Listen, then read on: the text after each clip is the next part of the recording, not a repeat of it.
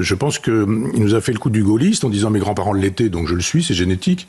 Mais finalement, un vrai gaulliste, c'est pas quelqu'un qui dit 1, je démissionne, 2, vous ne me reverrez pas, 3, finalement, je reviens, et 4, je le fais par devoir. Apparemment, il a une mémoire qui va pas au-delà de 8 jours, parce qu'il y a moins de 8 jours, il nous a fait savoir, j'ai quand même vérifié, que quoi qu'il arrive, de toute façon, il ne repartirait pas.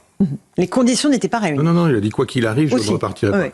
Après, évidemment, il a dit ma mission est terminée. Oui, mais enfin, moi, si j'ai bonne mémoire, quand on dit je n'y retournerai pas et les conditions ne sont pas réunies et c'est la raison pour laquelle de toute façon je n'y retournerai pas, je vois mal comment on peut dire quelques jours plus tard, finalement j'y vais par devoir. Je suis un moine soldat. On sait qu'en politique, le devoir est bien plus important que la carrière. Non, c'est pas un moine soldat, c'est un militant d'une cause tout à fait particulière. Il était aux Républicains, il a trahi, il est allé chez Macron. Je veux dire que tous ces gens qui nous disent qu'ils sont gaullistes, qui démissionnent mais qui reviennent, qui quittent leur parti, qui n'a plus grand-chose de gaulliste d'ailleurs, et on voit bien avec Bruno Retailleau qui a explosé en plein vol. Explosé en plein vol. Voilà quelqu'un dont on a dit c'est un espoir, c'est du renouveau. Voilà un homme qui va incarner vraiment les Républicains. On se disait, regardez, il était souverainiste, il était vraiment gaulliste.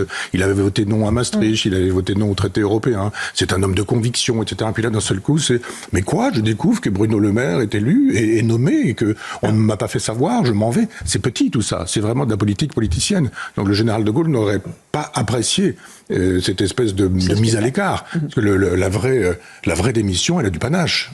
On sacrifie des choses.